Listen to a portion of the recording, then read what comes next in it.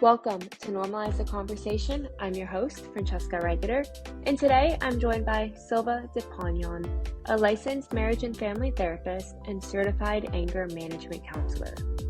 In this episode, Silva explores the distinction between anger and aggression and shares valuable skills from anger management therapy, including assertiveness, boundaries, communication, and emotional regulation.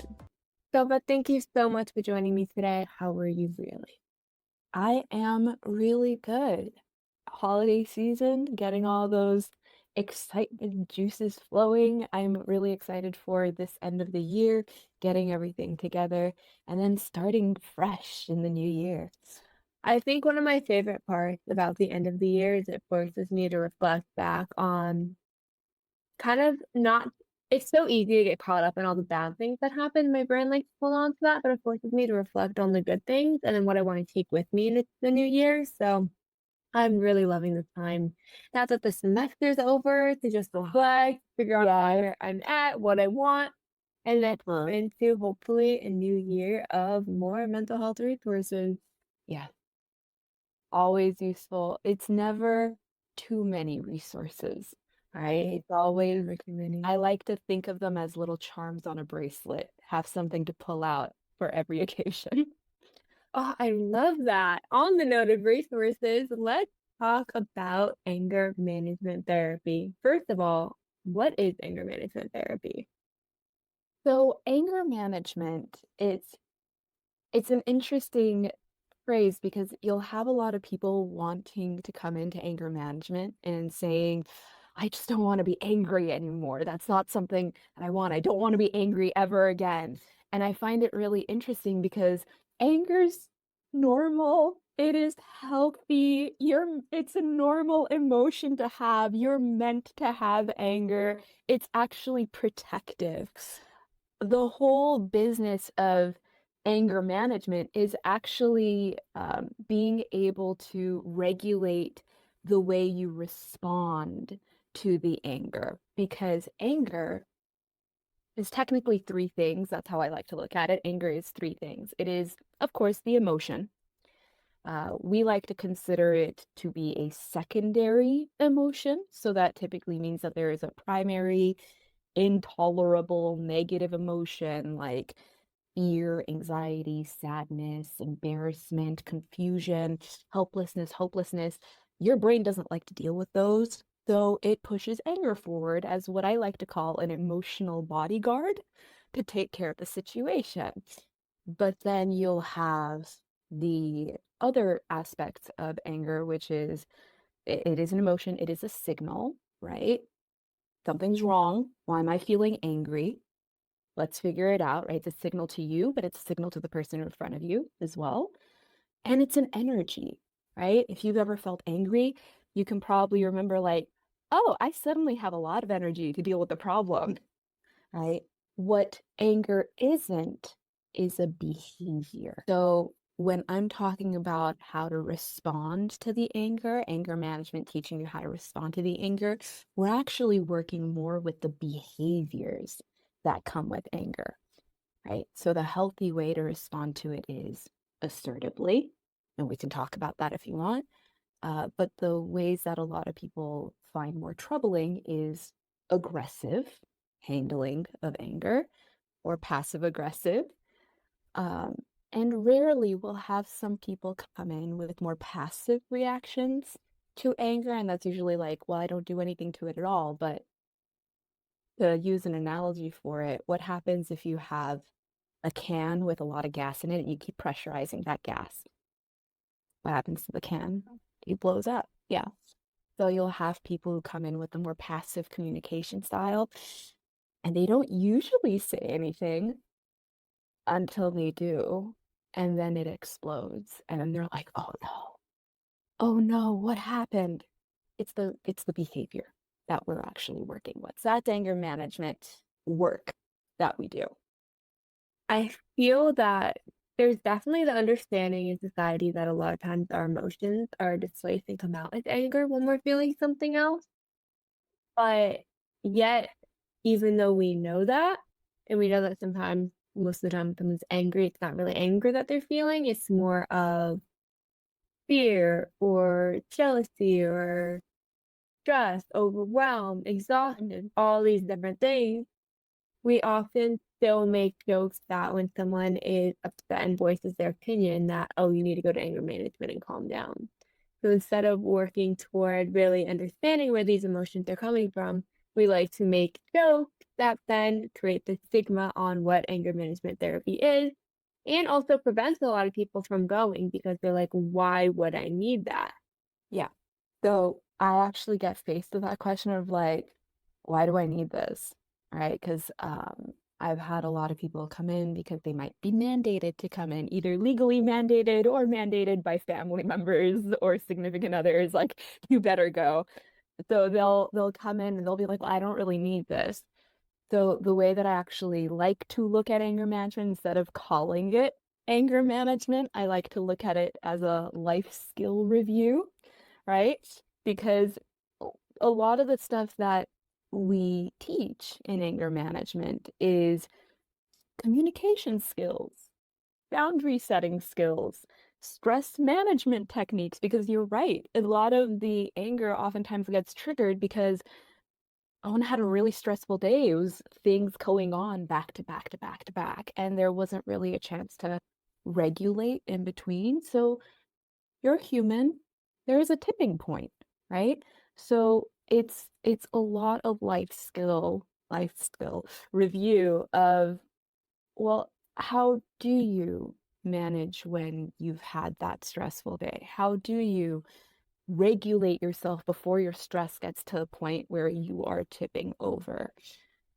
Using uh, that forgiveness aspect, the self-compassion, but also the compassion towards other people. Because uh, what might happen when someone is angry is your threat response is so active that other people, or at least the person that triggered you, doesn't really feel human anymore. It just gets perceived as a threat, right? So that maintenance of compassion towards your fellow human is another thing that we do focus on. So yes, when those jokes are being made of, oh, you're angry, you need to go to anger management for that.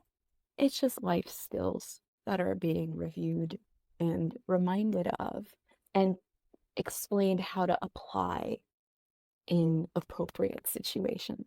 And these are life skills that no matter who we are, they're important to know, right? It's Mhm. important to know how to communicate, how to be assertive, yet still remain respectful, how to set boundaries, yet again, still remain respectful. Because assertiveness is great, boundaries are great. They really do help protect us.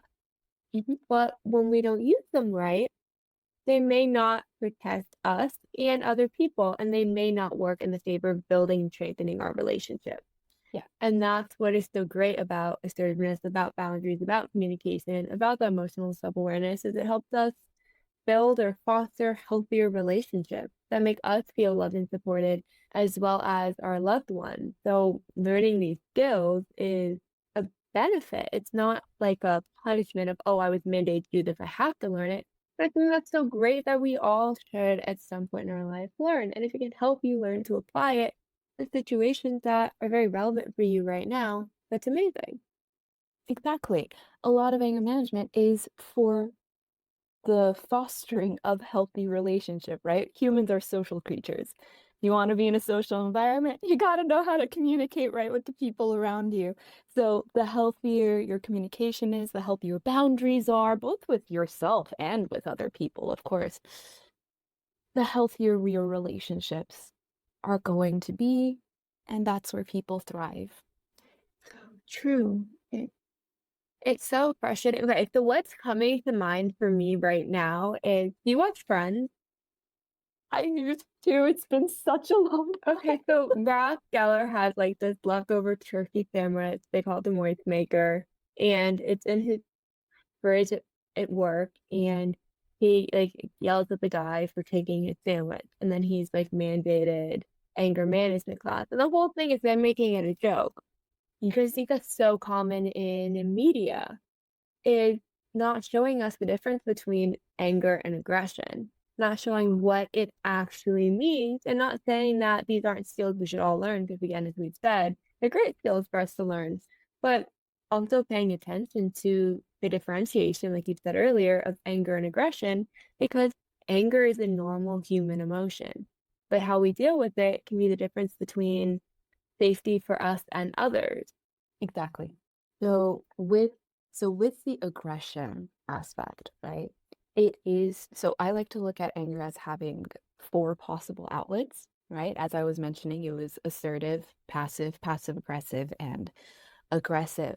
The eh, all of these things are kind of intertwined in terms of the communication and the boundaries, because if you look at the communication styles, right, the passive individual will look at other people's boundaries but wouldn't really take care of their own.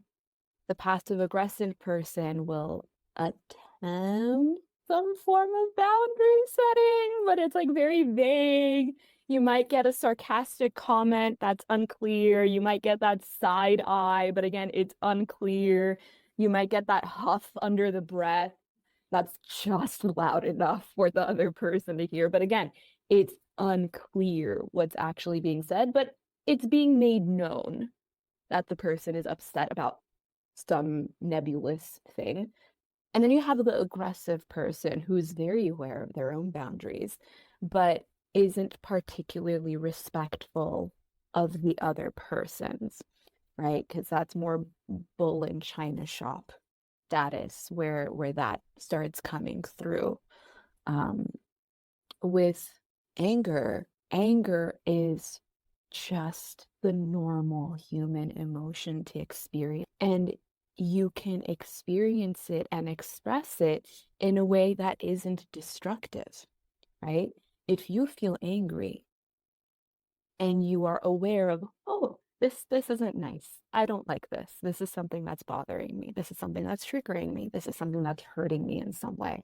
When you're aware of that and you catch it, instead of just letting it pressurize in your head, you are able to respond to it assertively rather than react to it aggressively. I like to differentiate between responding and reacting.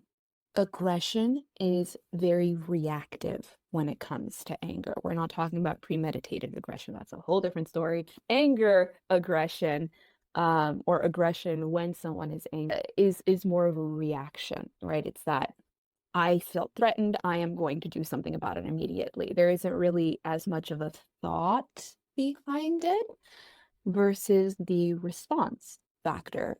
If you're angry and you noticed you're angry, you identified what exactly set you off. It's being able to, with all that identification, clearly discuss it with the person in front of you.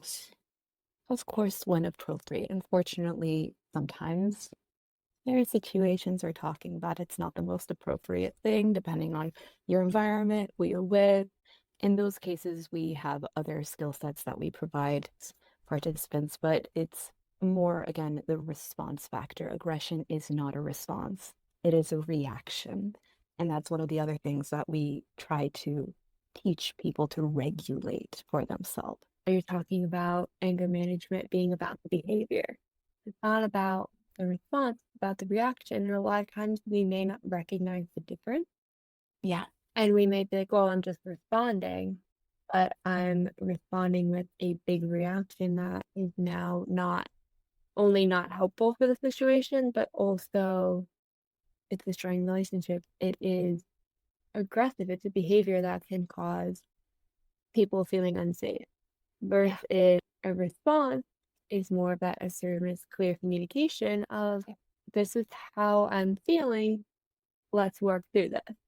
And being able to differentiate can be huge. And I think that here's the thing.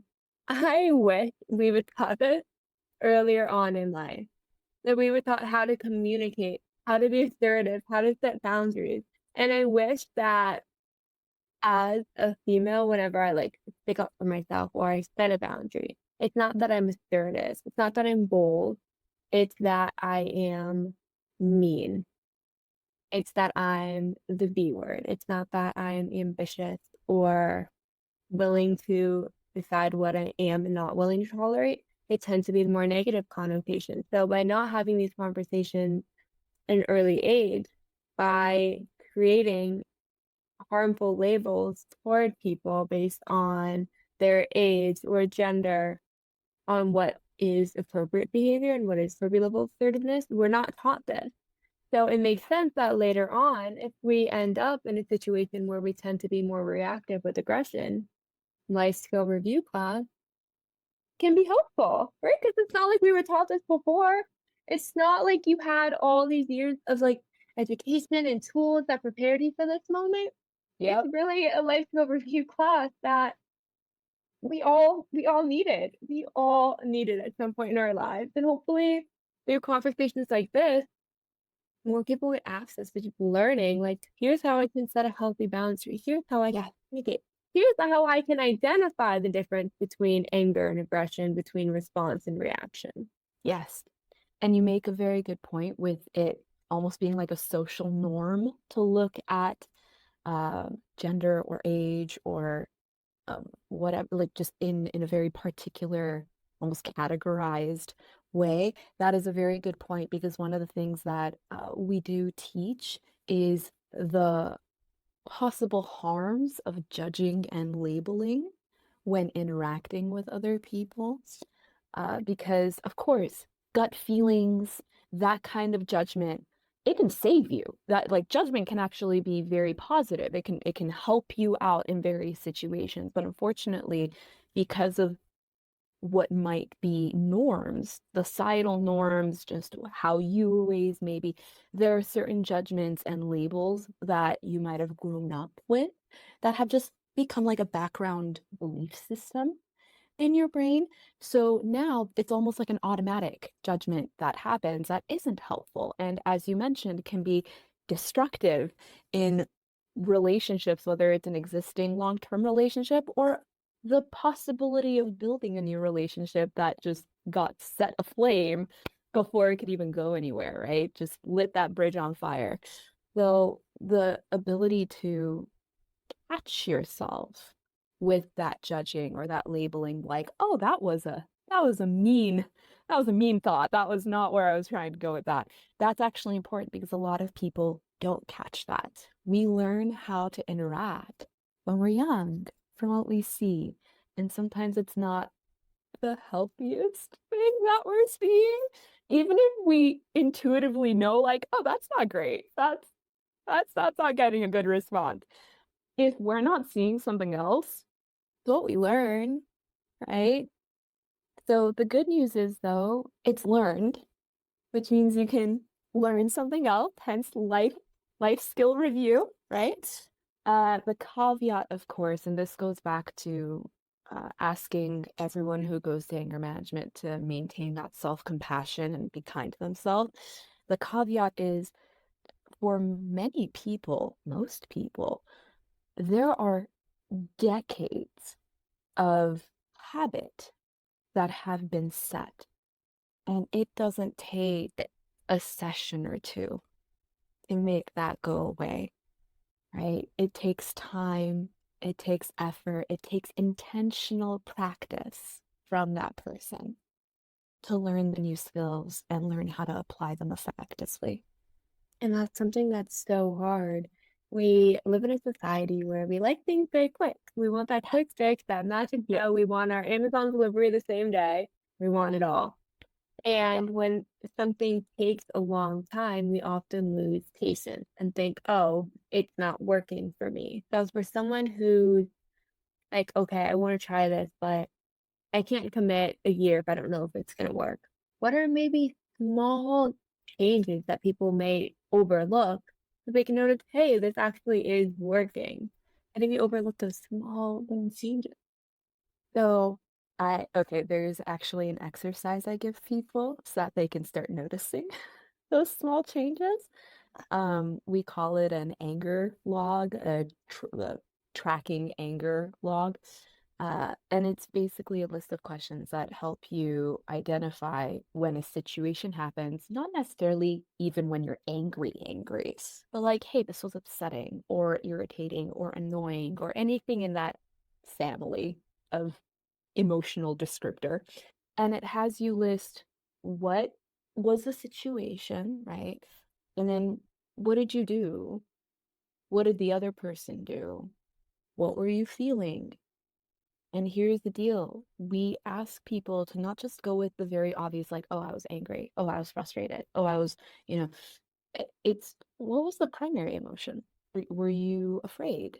Were you um feeling helpless? Were you right? Like what was going on underneath that so that you can start tracking that for yourself? Because some people are very triggered when they're anxious. If anxiety is your main emotional trigger, you can work on that to reduce anxiety so the anger doesn't get triggered as often, right? So finding that, so withholding that kind of log for yourself over the course of even a month, I've had people notice, like, hey, my reactions to certain things have actually shifted more into a response because I was able to pause. That's one of the things that's actually really important. And Jessica, you mentioned we live in a really fast-paced society. Our brains have been taught to just expect things at a snap of a finger really quickly, right? Which means we have lost our habit of pausing. We don't allow ourselves to pause. And pausing is so important to be able to catch yourself. If you're on a snowball roll and there is no stop, that's gonna keep rolling. There's no stop. Like that's the roll down the hill, the snowball gets bigger and then it explodes, right? You need the pauses. You need to allow yourself the pauses. And that is one of the things that people will notice.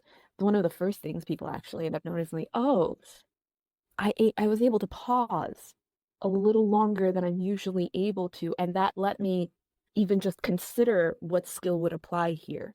Are they able to apply it the first 10 times?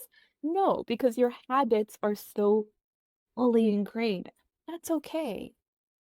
You were able to pause. And after a while, the pause ends up being long enough where you're like, wait, let me use the skill. Let me actually apply this. Does the skill work perfectly? No, of course not. You've never tried the skill before. But then every time you use it, you get better at it. Just like any other skill you try in your life, right? Oh, that is such an amazing exercise. I love that, the anger log. It reminds me of something I've been doing. So I'm a baby therapist, started seeing clients with no full. And one exercise that I did with a client was like emotions thermometer, right? And then you see like where that anger is happening. And then I made like the little stoplight, and the client had to tell me all about the emotions and the situation that led up to that anger. And as they started to get more overwhelmed with recounting it, a stoplight would go to red or go to yellow to slow down. And if they weren't slowing down, go to red, stop. They talk about that situation and break it down from a different perspective. And for me, it was just so cool to be on the other end and see how we often don't pause. Like you said, we often don't slow down to comprehend what's happening in the moment, Yeah. right? To really make the chance to understand. Because a lot of times, too, when we're frustrated, it comes out maybe not in the best way. And especially if there's a lot of built up frustration, right? So a lot of it can be displaced onto someone else. And if they're also feeling frustrated and theirs is about to be displaced onto you, nothing good is going to come from it. So being able to recognize, like, hey, this person is actually also stressed and frustrated. So maybe me yelling at them is not going to help this situation. Maybe Yeah. we need to both take a deep breath and come back to a conversation when we can touch us again. So being able to recognize, like, oh, I wasn't the only one who sometimes reacted, Yeah. and that's just something we don't do anymore. I remember being in, like, kindergarten, and they're like, "Think before you act." No one does that anymore. They don't tell you that, they don't teach that. Like, what does that even mean anymore? Why don't we do that? And it wasn't until seeing that fight and doing that exercise, I was like, think before acting. Think before reacting, think before acting. Give yourself a chance to understand the situation because looking back, you might be like, oh, had I took a deep breath and listened to what the other person said, maybe our conversation would have gone in a bit of a healthier direction Mm, and no one would have ended up in tears or feeling unsafe or unheard or yeah. unvalued. Very, very true. It's one of the reasons why we also tell anyone who's coming to anger management, hey, you're learning these skills. You're learning these skills. The people you typically speak to aren't going to know these to apply them with you. So if you want, we highly recommend share them. Share these skills with the people that you're typically interacting with, specifically the people that you're typically not having a fun interaction with. Because the unfortunate reality is we will often have these negative interactions with the people that we are closest to. And a lot of people hate that a lot for understandable reasons. Like, why do I keep hurting the people that I love? It's honestly because they are the safest to do that with, right? Least consequence tied to that individual. You go blow up at your boss, you're fired. You go blow up at your significant other, your sibling, your whoever family member, there's a little more leeway over there, right? You're not immediately going to get kicked out of whatever is going on. So, share the skill sets because there are communication habits that have been built not just for you individually, but between you two. If you go in and start pausing, right? As you should, like go in, something happened, and you start pausing, the other person's not going to know what to do with that. Why are you pausing? That is not your usual MO. What is this new way of communicating? I don't understand what's going on. Remember, confusion is one of those primary intolerable emotions. It can actually exacerbate that if they're confused as to why you're suddenly acting weird, right? Share it.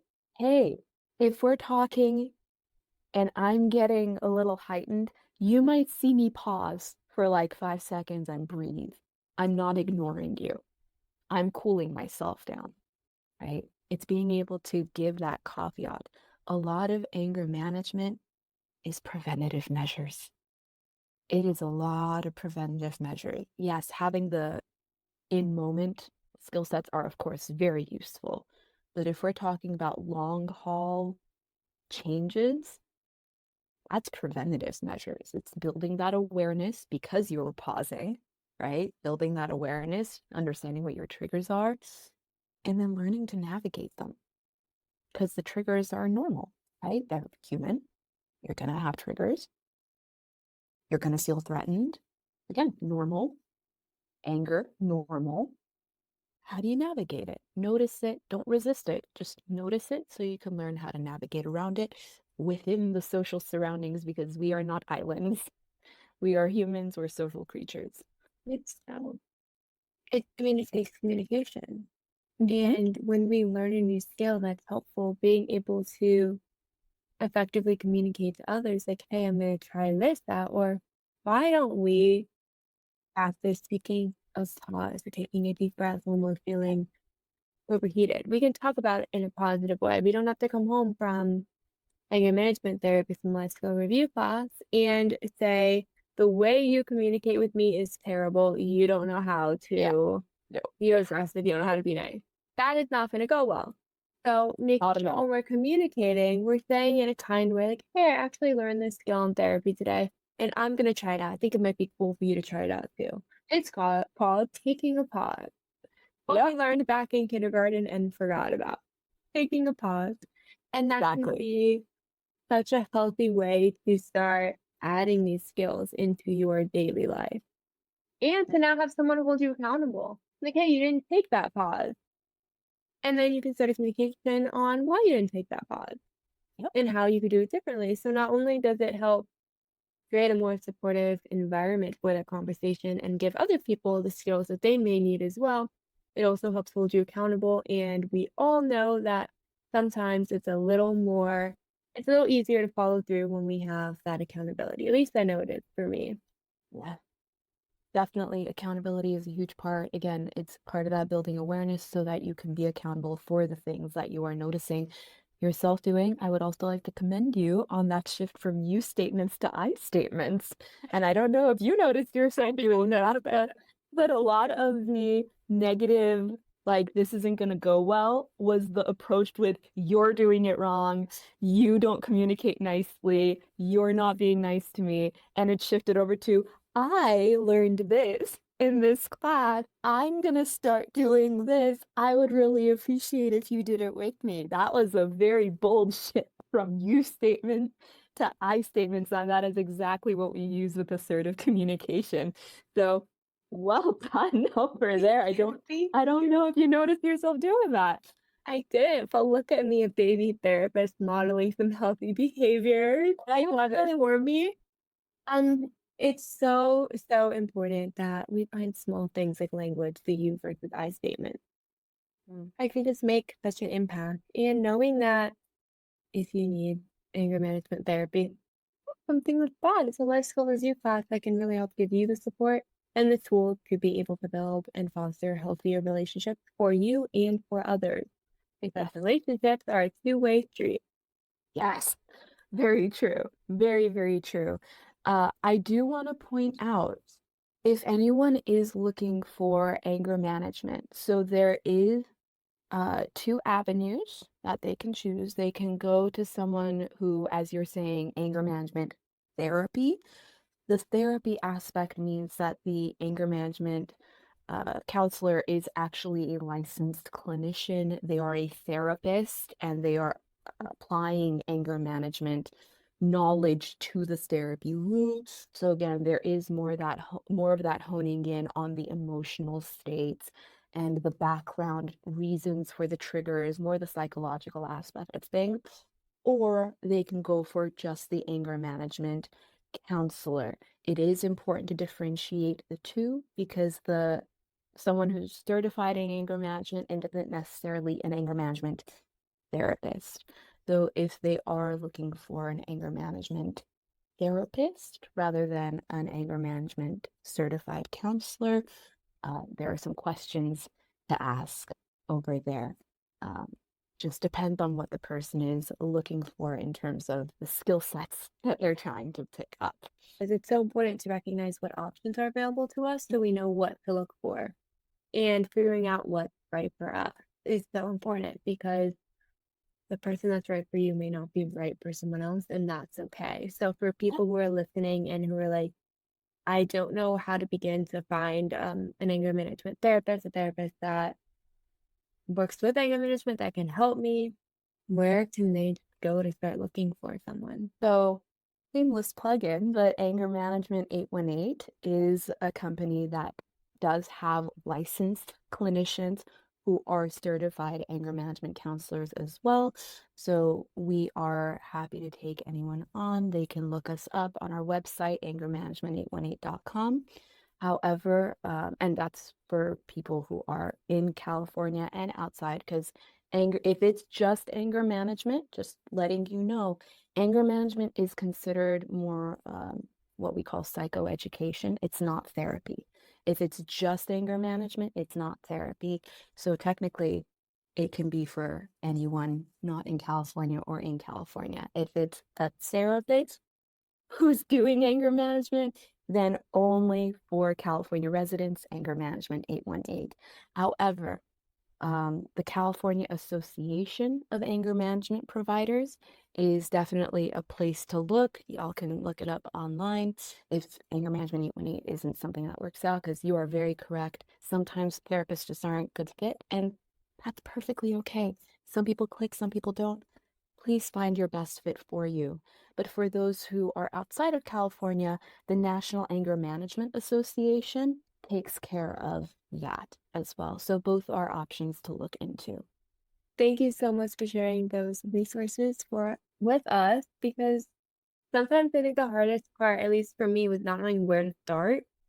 And I was like, okay, now I know this is out there, but how do I find that? How do I connect with someone? What questions do I ask? There's just so much unknown. So as we are wrapping up, for someone who's like, okay, I want to reach out to a therapist. I think I found someone I want to reach out to. What are maybe some questions that they can ask to know if this person may be able to help them with anger management? So, a question to definitely ask, I mean, what it depends on the client, right? Because if you're someone who thrives off of homework, right? Like, I don't just want to see 1 hour a day, I want to have things to work on outside of this room. Some clinicians don't give that, and some really give that. So, if you hate homework, don't go with a clinician who's going to be like, okay, well, by the next time I see you, I want you to have completed this thing. That's going to suck for you. That you're not going to like that. It's not going to click. If you're someone who thrives on homework and you go with someone who's more of the maybe once a week we'll talk in session and that's about it, you might find yourself not thriving as much as you would have liked. So definitely ask what their process is in terms of how they do treatment. Um, and possibly their modalities. A lot of anger management work that our company does, Anger Management 818, is based off of cognitive behavioral therapy. So it is all about working on the way you think and the belief systems that you hold because your beliefs feed into your thoughts, which feed into your emotions, which feed into your behaviors. That is the concept that we go off of. If that resonates with you, great. That's wonderful. That is probably something that you're going to click with when you're working with a clinician or a certified counselor who works off of that modality. But if you want more of that in-depth background, childhood analysis thing, then you're probably going to want someone who's more psychodynamic. So again, asking what modality they use, asking whether or not they give homework, asking what their credentials are in the first place. These are definitely important questions to ask. Thank you so much for sharing that. And our last question of the day is, how can people connect with you?